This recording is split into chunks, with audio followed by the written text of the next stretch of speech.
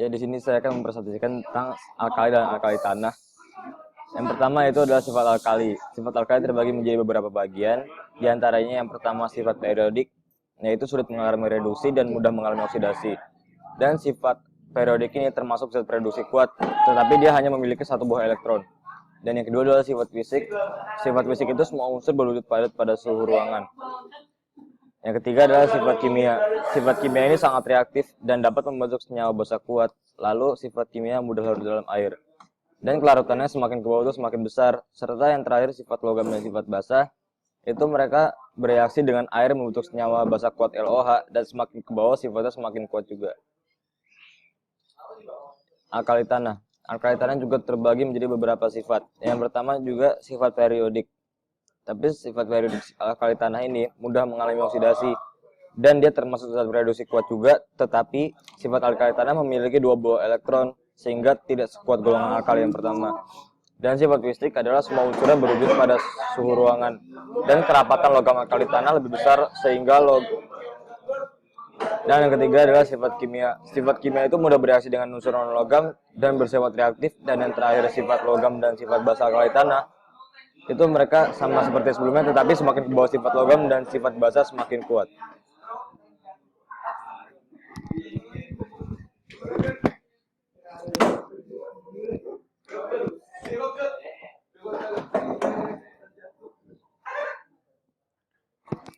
Selanjutnya saya akan menjelaskan tentang sumber alkali. Logam alkali tidak terdapat bebas di alam. Hal ini dikarenakan kereaktifan logam alkali yang besar sehingga mudah berikatan dengan unsur lain. Logam alkali salah satunya adalah litium. Litium dapat ditemukan dalam keadaan selalu terkombinasi dalam unit-unit kecil pada batu-batuan berapi dan pada sumber-sumber mata air. Yang kedua adalah natrium. Natrium banyak ditemukan di bintang-bintang. Yang ketiga adalah kalium. Kebanyakan mineral kalium tidak terlarut dalam air dan unsur kalium sangat sulit diambil dari mineral-mineral tersebut. Yang keempat adalah rubidium. Ada di pollucite, leucite, dan zinwaldite yang terkandung sekitar 1% dan dalam bentuk oksida. Yang kelima adalah cesium, merupakan logam alkali yang terdapat di lepidolite, pollucite, atau silikat aluminium dan cesium basah, dan di sumber-sumber lainnya. Yang keenam adalah francium. Francium muncul sebagai hasil diintegrasi unsur astinium. Contoh di bawah-bawah ini adalah hasil percobaan dari logam alkali tersebut. Cara-cara untuk memperoleh alkali. Logam-logam alkali sangat stabil terhadap pemanasan, sehingga logam-logam tersebut tidak dapat diperoleh dari oksidasinya melalui proses pemanasan. Elektrolisis litium. Sumber logam Li adalah spodumen LiAlSO3. Spodumen dipanaskan pada suhu 100 derajat Celcius. Berikut merupakan reaksi-reaksinya. Reaksi pertama, Li2SO4 ditambah Na2CO3 Li sama dengan 2CO3 ditambah Na2SO4.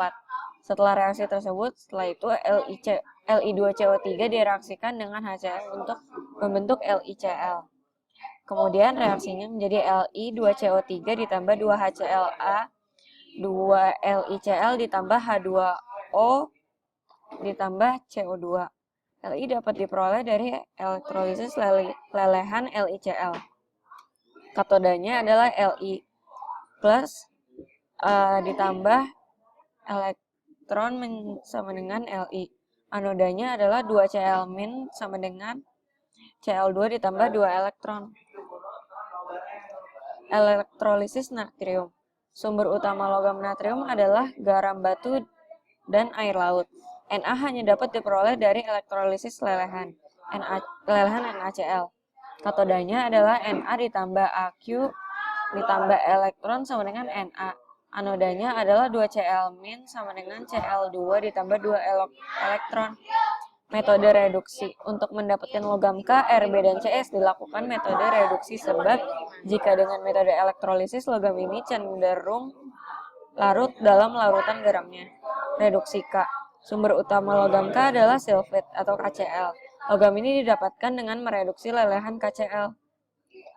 Reaksinya adalah Na ditambah KCl sama dengan K ditambah NaCl.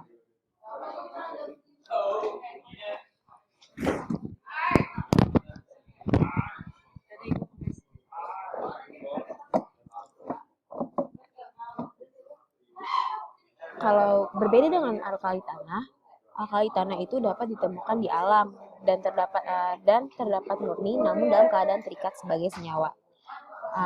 Yang pertama ada berilium. Berilium itu dalam bentuk bertandit, beril, krisoberil, dan penasit. Yang kedua ada magnesium yang selalu ditemukan dalam jumlah deposit yang banyak dalam bentuk magnesit, dolomit, dan mineral-mineral lainnya. Adapun kalsium, apatit menurunkan klorofosfat atau klorofosfat kalsium.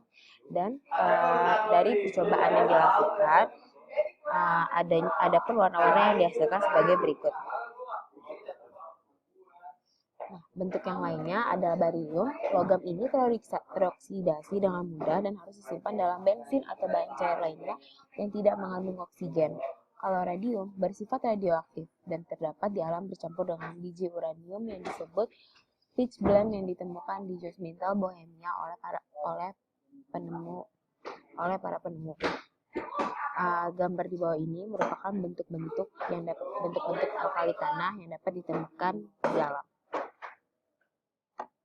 Adapun cara memperoleh alkali tanah. Kalau untuk berilium, yaitu bisa dua metode reduksi dan metode elektrolisis. Yang pertama, untuk mendapatkan si berilium itu sendiri dapat direduksikan dengan BFE2 BFE2 dapat dilihat dari reaksi di bawah ini. BF2 tambah Mg yang menghasilkan MgF2 ditambah Be yang akhirnya menghasilkan berilium. Kalau misalnya metode elektrolisis, dia itu mengekstraksi dari lelehan BeCl2 yang telah ditambahi oleh NaCl. Dapat dilihat dari reaksi katoda yang Be2+ tambah 2M menjadi Be dan anode 2Cl- yang menjadi Cl2 plus 2E. Untuk magnesium, kita bisa pakai metode reduksi dan metode elektrolisis, tetapi untuk lebih mempersingkat waktu, metode reduksi merupakan waktu yang lebih singkat daripada elektrolisis. Untuk mendapatkan magnesium, kita dapat mengekstraksi dari dolomit MgCa, CO3, 2 kali. Dan yang nanti hasil menghasilkan magnesium seperti reaksi pada yang saya telah tunjukkan ini 2M. Metode elektrolisis itu didapatkan dengan mereaksikan air dengan CaO2 seperti seperti ini, CaO plus H2O menjadi CA2 dan 2OH- dan Mg2 plus 2OH- yang jadi MgOH2. Setelah dapat MgOH2, itu tuh direaksikan lagi dengan HCl biar membentuk si MgCl2 itu. Dan yang dapat dilihat dari reaksi di bawah ini. Nah, setelah mendapatkan MgCl2, kita elektrolisis lagi agar mendapatkan si Mg itu sendiri. Seperti reaksi di bawah ini. Dapat dilihat kita dapat Mg itu secara tunggal. Kalau kalsium itu ada metode elektrolisis dan reduksi. Kalau misalnya kalsium itu dia itu dari batu kapur CaCO3. Nanti dihasilkan si Ca itu sendiri. Tapi sebelum mendapatkan si Ca murni, kita tuh baru dapat CaCl2. Nah, harus dielektrolisis lagi agar menjadi Ca tunggal. Untuk metode reduksi, itu dapat direduksi oleh CaO oleh Al atau dengan mereduksi CaCl2 oleh Na. Nah, dapat dilihat kalau misalnya dengan Al, kita dapat 3 Ca, sedangkan kalau misalnya reduksi dengan CaCl2, ya Ca-nya dapat 1.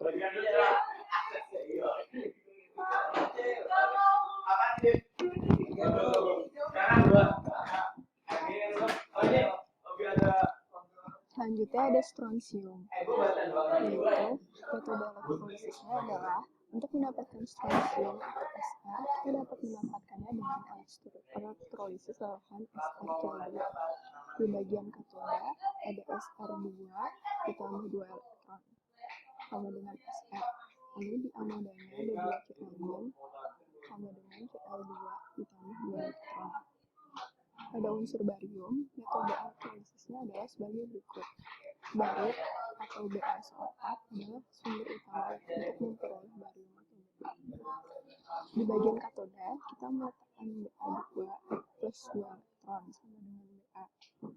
Lalu di bagian anoda kita ada 2 Cl- jadi Cl2 ditambah 2 elektron. Metode reduksi adalah sebagai berikut. Selain dengan elektrolisis, barium juga bisa kita peroleh dengan mereduksi beratnya oleh HL. Reaksi yang terjadi adalah 6BaO ditambah 2Al menjadi 3Ba tambah Ba3Al06. Demikian dari kami, kelompok 3, 12 menit 3. Semoga slide kimia ini dapat berguna. Assalamualaikum warahmatullahi wabarakatuh.